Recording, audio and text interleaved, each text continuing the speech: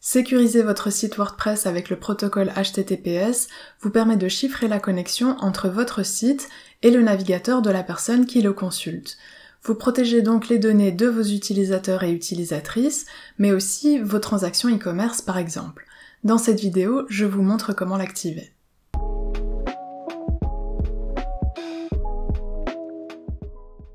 Bonjour, c'est Nora et sur cette chaîne, je vous aide à optimiser votre site WordPress.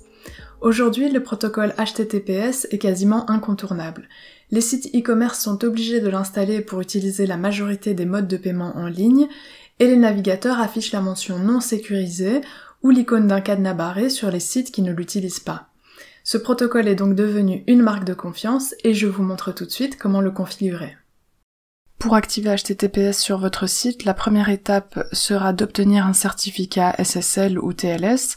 La plupart du temps, vous pouvez obtenir ce certificat via votre hébergeur, donc en vous rendant sur votre compte d'hébergement, vous devriez trouver une section sécurité ou une section SSL qui vous permet d'installer très rapidement un certificat SSL sur votre nom de domaine. La plupart des hébergeurs proposent aujourd'hui un certificat gratuitement grâce à l'autorité de certification Let's Encrypt. Donc il se peut que vous deviez dans votre compte d'hébergement trouver le nom Let's Encrypt, cliquez dessus et ensuite l'installation se fait très facilement en quelques clics. Si votre hébergeur ne propose pas de certificat via Let's Encrypt, vous pouvez passer par Cloudflare. Il suffit de créer un compte en cliquant sur s'inscrire. Vous devrez ensuite enregistrer votre site. Puis il faudra changer vos noms de serveurs à l'endroit où vous avez acheté ou enregistré votre nom de domaine. Et ça, c'est une manipulation très facile à réaliser. Ici, j'ai un site WordPress sur lequel je n'ai pas encore installé de certificat SSL. Donc ici, j'ai la mention non sécurisée. Le site s'affiche en HTTP. Et si je visite mon site, il s'affiche également en HTTP. Si je navigue sur les pages, c'est pareil.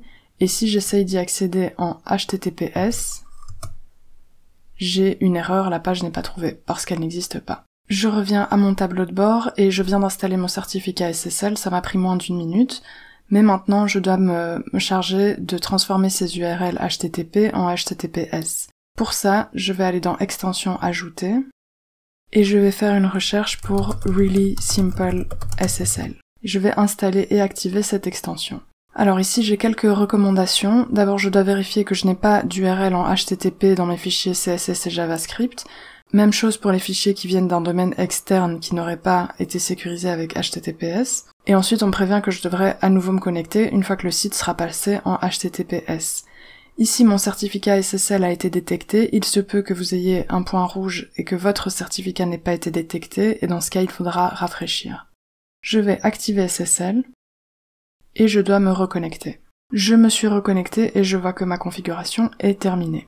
SSL a été activé, mon certificat est valide, le correcteur de contenu mixte a été détecté et il est ici activé. Donc le contenu mixte c'est un mélange de HTTP et HTTPS. Il faut que tout soit en HTTPS, donc cette option doit être activée. La redirection 301 c'est la redirection permanente de HTTP vers HTTPS. Il faut aussi qu'elle soit activée, ici c'est le cas. Ceci c'est une option premium qui n'est pas absolument nécessaire et mes cookies ont été configurés. Si je visite mon site, je vais pouvoir naviguer en HTTPS. Et si je visite mes pages, elles aussi sont passées en HTTPS. Donc j'ai bien activé le protocole sur mon site. J'espère que ce tutoriel vous a été utile et que vous pourrez mieux sécuriser les données de vos utilisateurs et utilisatrices.